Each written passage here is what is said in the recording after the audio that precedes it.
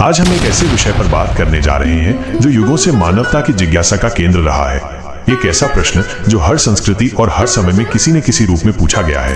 क्या ये शरीर ही सब कुछ है या इसके पार भी कुछ है? भारतीय दर्शन में इस प्रश्न को अक्सर एक सरल लेकिन गहरा रूप दिया गया है। ये शरीर तो मात्र कपड़ा है, फिर आत्मा क्या है? ये वाक्य साथियों केवल एक प्रश्न नहीं है, यह एक गहन दार्शनिक अंतर्दृष्टि है जो हमारे भौतिक अस्तित्व की क्षण भंगुरता को उजागर करती है। जरा सोचिए, हम कितने कपड़े बदलते हैं, बदलते रहते हैं, नए पहनते हैं, पुराने त्याग देते हैं। ठीक वैसे ही भारतीय आध्यात्मिक परंपराएं हमें बताती हैं कि ये शरीर भी आत्मा के लिए एक अस्थायी आवरण या वाहन मात्र है। ये एक ऐसा विचार है जो चार्वाक जैसे कुछ अपवादों को छोड़कर भारतीय दार्शनिक परंपराओं के मूल आधार से जुड़ा हुआ है। ये भौतिक और आध्यात्मिक के बीच एक स्पष्ट अंतर को दर्शाता है जो हमें केवल बाहरी आवरण के बजाय भीतर के शाश्वत सार की ओर देखने के लिए प्रेरित करता है। ये अवधारणा केवल वैचारिक नहीं है, यह हमारे जीवन, मृत्यु, पुनर्जन्म और मोक्ष के सिद्धांतों को समझने के लिए महत्वपूर्ण है। ये हमारे कर्म के सिद्धांत, हमारी नैतिकता और हमारी आध्यात्मिक साधनाओं की नींव भी रखता है। इस वीडियो में हम सबसे पहले शरीर एक वस्त्र के रूप में के इस शक्तिशाली विषय को भगवद गीता के परिप्रेक्ष्य में समझेंगे और फिर भारतीय दर्शन के विभिन्न संप्रदायों जैसे चार्वाक, बौद्ध, जैन, न्याय वैशेषिक, सांख्य योग और वेदांत के माध्यम से आत्मा की बहुआयामी अवधारणा, उसके स्वरूप, गुणों, पुनर्जन्म की यात्रा और मोक्ष की स्थिति का गहन अन्वेषण करेंगे। हमारा लक्ष्य है कि हम इन जटिल दार्शनिक विचारों को विद्वत्तापूर्ण लेकिन सुलभ तरीके से आपके सामने प्रस्तुत करें। तो आइए इस आत्मा की यात्रा पर निकलें अपने अस्तित्व के सबसे मूलभूत प्रश्न का उत्तर खोजने के लिए। भारतीय दर्शन में शरीर और आत्मा के संबंध को समझाने वाले सबसे प्रमुख ग्रंथों में से एक है भगवद गीता। युद्ध भूमि में जब अर्जुन अपने परिजनों के प्रति मोह और विषाद से ग्रस्त थे, तब भगवान कृष्ण ने उन्हें आत्मज्ञान का उपदेश दिया। यह उपदेश आत्मा की अमरता और शरीर की नश्वरता के सिद्धांत को स्थापित करता है। भगवद गीता का श्लोक कहता है, वासांसि जीर्णानि यथा विहाय नवानि गृह्णाति नरोपराणि शरीराणि विहाय जीर्णान्यन्यानि संयाति नवानि देहि। इस श्लोक का शाब्दिक अर्थ है कि जिस प्रकार एक मनुष्य पुराने, फटे हुए या जीर्ण शीर्ण वस्त्रों को त्याग कर नए वस्त्र धारण करता है, उसी प्रकार आत्मा पुराने और व्यर्थ के शरीरों को त्याग कर नवीन भौतिक शरीर धारण करती है। ये श्लोक स्पष्ट करता है कि शरीर नश्वर, परिवर्तनशील और अस्थायी है, ठीक वैसे ही जैसे वस्त्र समय के साथ जीर्ण होकर त्याज्य हो जाते हैं। शरीर पंचभूतों से बना है और अंततः उन्हीं में विलीन हो जाता है। इसके विपरीत गीता हमें सिखाती है कि आत्मा अविनाशी, अमर, नित्य और शाश्वत है। गीता के अनुसार आत्मा को न तो किसी शस्त्र द्वारा काटा जा सकता है, न अग्नि द्वारा जलाया जा सकता है, न ही जल द्वारा भिगोया जा सकता है और न ही वायु द्वारा सुखाया जा सकता है। ये पूरे शरीर में व्याप्त है, लेकिन स्वयं अनश्वर है और उसे नष्ट करने में कोई भी समर्थ नहीं है। भारतीय दर्शन में आत्मा एक केंद्रीय प्रत्यय है जो उपनिषदों का मूलभूत विषय वस्तु है। इसे व्यक्ति में अंतर्निहित उस मूलभूत सत्य के रूप में परिभाषित किया गया है जो शाश्वत है और मृत्यु के पश्चात भी जिसका विनाश नहीं होता। उपनिषदों और ब्रह्म सूत्र में आत्मा को सर्वस्व एवं सबका केंद्र बिंदु माना गया है। अद्वैत वेदांत के अनुसार आत्मा और ब्रह्म दोनों एक ही सत्ता के दो नाम हैं। छंदोग्योपनिषद में भी अयम आत्मा ब्रह्म, ये आत्मा ही ब्रह्म है कहा गया है, जो आत्मा की परमार्थिक एकता को दर्शाता है। उपनिषदों में अंतर्जगत के तत्व को आत्मा और ब्रह्म नाम से पुकारा गया है, अतः ब्रह्म सम है और एक ही है और आत्मा भी वही है। ईशावास्योपनिषद, ईशावास्यमिदं सर्वम, ये सब भगवान से व्याप्त है घोषणा से शुरू होती है जो सभी अस्तित्व की एकता की पुष्टि करती है और बताती है कि व्यक्तिगत आत्मा और परमात्मा के बीच कोई अंतर नहीं है। महात्माओं और महर्षियों ने आत्मज्ञान को ही ब्रह्म ज्ञान कहा है। ये केवल एक वैचारिक समानता नहीं है, बल्कि मुक्ति का एक व्यावहारिक मार्ग है। यदि व्यक्तिगत आत्मा वास्तव में ब्रह्म है, तो आत्मज्ञान की खोज सर्वोच्च आध्यात्मिक प्रयास बन जाती है। ये ज्ञान केवल स्वयं को जानने तक सीमित नहीं है, बल्कि परम वास्तविकता के साथ अपनी मौलिक पहचान को अनुभव करने के बारे में है। इस पहचान का अनुभव अलगाव के अविद्या को दूर करता है और स्वतंत्रता की ओर ले जाता है। यदि सभी एक ही परम सत्ता के अंश हैं, तो दूसरों को नुकसान पहुंचाना अनिवार्य रूप से स्वयं को नुकसान पहुंचाना है और दूसरों की सेवा करना स्वयं में परमात्मा की सेवा करना है। अधिकांश दर्शन आत्मा को चैतन्य युक्त मानते हैं। चेतना आत्मा में निरंतर विद्यमान रहती है। जैन दर्शन के अनुसार आत्मा ज्ञाता जानने वाला, कर्ता करने वाला और भोक्ता भोगने वाला है। इसमें अनंत ज्ञान, अनंत दर्शन, अनंत वीर्य और अनंत आनंद जैसी चार प्रकार की पूर्णता विद्यमान है। सांख्य योग के अनुसार आत्मा शुद्ध चेतना है, सुख दुख से प्रभावित नहीं होती, इसे दृष्टा या साक्षी भी कहा गया है। ये अनादि और अनंत है और इसमें कोई परिवर्तन नहीं होता। न्याय वैशेषिक और मीमांसा आत्मा को ज्ञाता, कर्ता और भोक्ता मानते हैं, लेकिन चेतना को आत्मा का आगंतुक गुण, एक्सीडेंटल प्रॉपर्टी प्रॉपर्टी कहते हैं, जो आत्मा का मन, शरीर और इंद्रियों के संपर्क से उत्पन्न होती है। श्रीमद् भगवद गीता के अनुसार जीवात्मा परमात्मा का अंश है, जो मन, बुद्धि और इंद्रियों को चैतन्य बनाता है। भारतीय दर्शन में आत्मा के स्वरूप को लेकर मुख्यतः 4 प्रकार के मत पाए जाते हैं: भौतिकवादी, अनुभववादी, वस्तुवादी और प्रत्ययवादी। ये विविधता भारतीय विचार की गहराई और बहुआयामी प्रकृति को दर्शाती है। चार्वाक दर्शन भारतीय दर्शन में जड़वाद का एकमात्र उदाहरण है। ये आत्मा और शरीर को एक दूसरे का पर्याय मानता है। उनके अनुसार चैतन्य विशिष्ट देह को ही आत्मा कहा गया है। आत्मा शरीर से पृथक नहीं है और शरीर की तरह आत्मा भी विनाशी है, क्योंकि आत्मा वस्तुतः शरीर ही है। कुछ चार्वाकों ने आत्मा को ज्ञानेंद्रिय, कर्मेंद्रिय या मनस माना है। चार्वाकों ने आत्मा के अमरत्व का निषेध कर भारतीय विचारधारा में निरूपित आत्मा के विचार का खंडन किया। ये मत देहात्मवाद या भौतिकवादी मत कहलाता है। वे मोक्ष को भी स्वीकार नहीं करते, क्योंकि उनके अनुसार दुख का विनाश शरीर के अंत के साथ ही होता है। चार्वाक का यह दृष्टिकोण भारतीय दर्शन में एक अल्पसंख्यक मत होते हुए भी एक महत्वपूर्ण दार्शनिक प्रतिपक्ष के रूप में कार्य करता है। ये विरोधाभास अन्य परंपराओं में आत्मा की अवधारणा की अद्वितीय विशेषताओं को परिभाषित और उजागर करने में मदद करता है। बुद्ध ने क्षणिक आत्मा की सत्ता स्वीकार की है। उनके अनुसार आत्मा चेतन का प्रवाह, स्ट्रीम ऑफ कॉन्शियसनेस है, जो निरंतर परिवर्तनशील रहता है। बुद्ध ने वास्तविक आत्मा, रियल सेल्फ को भ्रम कहकर व्यवहारवादी आत्मा, एम्पिरिकल सेल्फ को माना। बुद्ध दर्शन का त्रिसूत्रीय शिक्षा है: सब कुछ अनित्य है, सब कुछ निसार है तथा केवल निर्वाण में ही शांति है। निर्वाण का अर्थ है बुझ जाना, पुनर्जन्म के रास्ते को छोड़ देना, सभी प्रकार के दुख देने वाले कर्म रूपी धागों से मुक्ति। बौद्ध दर्शन एक स्थायी और परिवर्तनीय आत्मा को स्पष्ट रूप से नकारता है, लेकिन फिर भी अनुभव की निरंतरता और कर्म के परिणामों को स्वीकार करता है, जो पुनर्जन्म की ओर ले जाता है। न्याय वैशेषिक ने आत्मा को स्वभावतः अचेतन माना है। उनके अनुसार आत्मा में चेतना का संचार तभी होता है जब आत्मा का संपर्क मन, शरीर और इंद्रियों से होता है। इस प्रकार चेतना को इन दर्शनों में आत्मा का आगंतुक गुण, एक्सीडेंटल प्रॉपर्टी कहा गया है, न कि उसका मूल स्वरूप। मीमांसा भी न्याय वैशेषिक की तरह चेतना को आत्मा आगंतुक धर्म मानती है। मीमांसा दर्शन में आत्मा को नित्य एवं विभु, सर्वव्यापी माना गया है। मोक्ष अवस्था में आत्मा चैतन्य गुण से रहित होता है। इस अवस्था में आत्मा सुख और दुख दोनों से अतीत हो जाती है। अपने सभी आगंतुक धर्मों जैसे सुख, दुख, इच्छा, द्वेष का त्याग कर देती है। इसकी स्थिति गाढ़ सुषुप्तावस्था में जड़ पाषाणवत संज्ञा शून्य हो जाती है, जहाँ कोई अनुभव नहीं होता। सांख्य योग प्रणाली सभी ज्ञेय तथ्यों को 25 वर्गों में विभाजित करती है, जिसमें पुरुष आत्मा एक प्रमुख तत्व है। सांख्य योग के अनुसार आत्मा पुरुष चेतन है, जिसमें किसी तरह का परिवर्तन नहीं होता। ये अनादि और अनंत है। ये शुद्ध चेतना है, जो सुख दुख से प्रभावित नहीं होता। इसे दृष्टा या साक्षी भी कहा गया है। सांख्य दर्शन आत्मा को सर्वथा अकर्ता मानता है। उसका कहना है कि आत्मा तो मात्र भोगता है, कर्ता नहीं। प्रकृति ही सक्रिय है। सांख्य दर्शन के अनुसार आत्मा अनेक है, अनंत पुरुष। ये एकात्मवाद एक ही आत्मा के विरुद्ध है, क्योंकि यदि एक ही पुरुष होता तो एक के मरण के साथ और सभी का जन्म और मरण हो जाता, या एक पुरुष के बंधन या मोक्ष से सभी बंधन में पड़ जाते या मुक्त हो जाते। सांख्य के अनुसार बंधन का कारण अविद्या या अज्ञान है। पुरुष का स्वयं को प्रकृति या उसका विकास समझना और पुरुष व प्रकृति के बीच विवेक न कर पाना। मोक्ष की स्थिति में पुरुष शुद्ध चैतन्य या सर्वज्ञाता का अनुभव करता है। यह उसका अंतःस्थ स्वरूप है। मोक्ष को कैवल्य कहा जाता है, जिसका अर्थ है पुरुष का अपने स्वरूप में अवस्थित हो जाना, प्रकृति से पूर्ण अलगाव। जैन दर्शन में आत्मा के लिए जीव शब्द का प्रयोग किया जाता है। जीव चेतना को अजीव, शरीर या जड़ पदार्थ से पृथक बताया जाता है। आत्मा एक वास्तविकता के रूप में मौजूद है। चेतना आत्मा में निरंतर विद्यमान रहती है। आत्मा में चैतन्य और विस्तार दोनों समाविष्ट हैं। जैन दर्शन के अनुसार आत्मा शरीर प्रमाण है, यानी जिस शरीर में रहती है उसी के आकार की होती है, और ये शरीर बदलने पर संकुचित या विस्तृत हो सकती है। आत्मा ज्ञाता, कर्ता और भोक्ता है।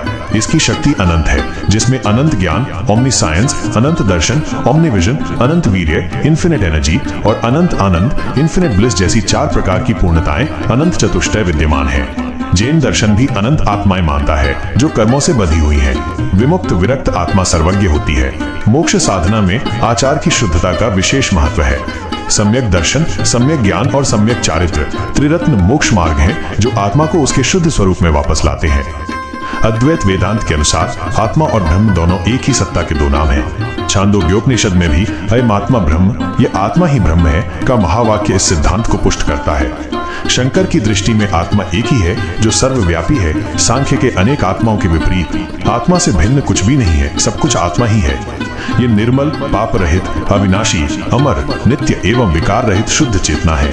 आत्मा का अपने यथार्थ रूप में अवस्थान ही मोक्ष है। अविद्या अज्ञान की निवृत्ति ही मोक्ष है। ब्रह्म ज्ञान के उदय होने पर जीव अनुभव करता है कि जगत स्वप्नवत हो गया है और वह स्वयं ब्रह्म से भिन्न नहीं है। विशिष्टाद्वैत वेदांत दर्शन के अनुसार आत्मा जीवात्मा अणु रूप है, किंतु परमात्मा का अंश है। आत्माएं अनेक हैं, जबकि परमात्मा एक ही है। आत्मा का पुनर्जन्म होता है, जबकि परमात्मा का कोई शरीर नहीं है। आत्मा के अंदर 5 विकार काम, क्रोध, लोभ आदि होते हैं, जिससे आत्मा पाप कर्म करती है, जबकि परमात्मा सदा ही निर्विकार है। यह दर्शन आत्मा और परमात्मा में भेद और अभेद दोनों को स्वीकार करता है, जहां आत्मा परमात्मा का विशेषण या गुण है जो परमात्मा पर निर्भर है, लेकिन उससे भिन्न भी है। भारतीय दर्शन में आत्मा की यात्रा पुनर्जन्म के चक्र से होकर मोक्ष की परम अवस्था तक पहुंचने की अवधारणा पर केंद्रित है। ये एक जटिल प्रक्रिया है जो कर्म के सिद्धांत से गहराई से जुड़ी हुई है। प्रायः सभी भारतीय दर्शन आत्मा के पूर्व जन्म पुनर्जन्म को स्वीकार करते हैं, चार्वाक और कुछ बौद्ध विचारों को छोड़कर। वेदों में बताया गया है कि कर्मों के अनुसार ही आत्मा के जन्म लेने की योनि निर्धारित होती है। यह कर्म का सिद्धांत है, जहां प्रत्येक क्रिया का एक प्रतिफल होता है जो आत्मा के भविष्य के जन्मों को निर्धारित करता है। मृत्यु के बाद आत्मा जीवित रहती है और पुनरुत्थान तक आत्मा की दुनिया में प्रगति करती है, जब ये उस शरीर के साथ फिर से जुड़ जाती है जो एक बार इसे रखा गया था। ये चक्र तब तक चलता रहता है जब तक आत्मा मोक्ष प्राप्त नहीं कर लेती। मोक्ष भारतीय दर्शन का केंद्र बिंदु है। ये जीवन मरण के चक्र से और परिणाम स्वरूप सभी प्रकार के सांसारिक दुखों से हमेशा के लिए मुक्ति है। मोक्ष को आत्मा का चरम लक्ष्य माना गया है। मुक्तावस्था में आत्मा अपने संपूर्ण विकारों या दोषों से मुक्त होकर अपने शुद्ध स्वाभाविक स्वरूप में पूर्ण विकसित हो जाती है। इसे मुक्ति, निर्वाण, अपवर्ग, निश्रेयस आदि अनेक शब्दों में जाना जाता है। न्याय वैशेषिक दर्शन के अनुसार मोक्ष की अवस्था में आत्मा के केवल दुखों का ही अंत नहीं होता, अपितु उसके सुखों का भी अंत हो जाता है। यह आनंद रहित अवस्था है, जहां आत्मा अपने सभी आगंतुक धर्मों का त्याग कर जड़ पाषाणवत संज्ञा शून्य हो जाती है।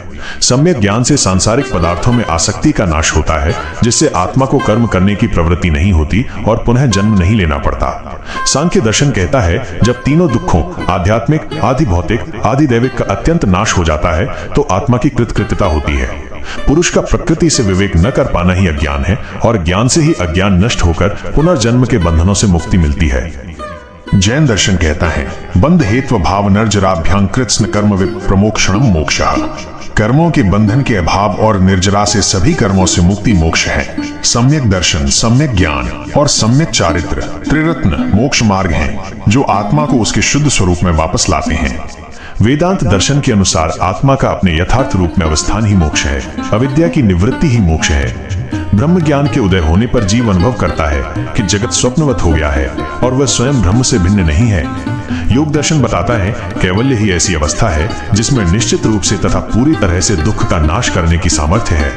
ये पुरुष का स्वरूप में अवस्थित हो जाना है, जहां बुद्धि, प्रकृति भी मुक्त हो जाती है। आत्मा की परिभाषा और मुक्त अवस्था की स्थिति के बारे में मतभेदों के बावजूद लगभग सभी भारतीय दार्शनिक विचारों में मोक्ष के प्राथमिक साधन के रूप में आत्मज्ञान पर सार्वभौमिक जोर दिया गया है। भारतीय दर्शन में आत्मा की अवधारणा को विभिन्न प्रमुख धर्म ग्रंथों, विशेष रूप से उपनिषदों और श्रीमद् भगवद गीता में गहराई से प्रतिपादित किया गया है। ये ग्रंथ आत्मा के स्वरूप, उसकी अमरता और ब्रह्म के साथ उसके संबंध पर मूलभूत शिक्षाएं प्रदान करते हैं। उपनिषद भारतीय दर्शन के आधारभूत ग्रंथ हैं, जो आत्मा और ब्रह्म की अवधारणाओं को गहराई से प्रतिपादित करते हैं। बृहदारण्यक उपनिषद, ये उपनिषद आत्मा और ब्रह्म के अद्वैत संबंध का उद्घाटन करता है। ये आत्मा को बताता है कि तू क्या है, कहां से आई है और तेरा अंतिम ध्येय क्या है। नेति नेति, ये नहीं वाक्य इस उपनिषद की आत्मा है, जो ब्रह्म को किसी विशेषण से परे बताता है। छांदोग्य उपनिषद, अयम आत्मा ब्रह्म, ये आत्मा ही ब्रह्म है का महावाक्य इसमें मिलता है, जो आत्मा और ब्रह्म की अभिन्नता का सबसे स्पष्ट उद्घोष है। ये ओमकार की व्याख्या करता है और उसे परमात्मा के रूप में उपासना करने का निर्देश देता है, जो वाणी और प्राण का पूरक है। ये चक्षु आंख को ऋक और आत्मा को साम कहकर चेतना और इंद्रियों के बीच के गहरे संबंध को दर्शाता है, जहां आत्मा इंद्रियों को चैतन्य प्रदान करती है। कठ उपनिषद यमराज और नचिकेता के प्रसिद्ध संवाद के माध्यम से आत्मज्ञान और मृत्यु रहस्य का वर्णन करता है। ये आत्मा की शाश्वत प्रकृति को इस श्लोक से स्पष्ट करता है, अजो नित्य शाश्वतोलयम पुराणो न हन्यते हन्यमाने शरीरे। अर्थात यह नित्य ज्ञान स्वरूप आत्मा न तो उत्पन्न होता है और न मृत्यु को प्राप्त होता है। यह अजन्मा, नित्य, शाश्वत और क्षय तथा वृद्धि से रहित है। शरीर के नष्ट होने पर भी ये विनष्ट नहीं होता। ये आत्मज्ञान प्राप्ति हेतु परम इच्छा और जिज्ञासा पर बल देता है। इसे जीवन का सर्वोच्च लक्ष्य मानता है।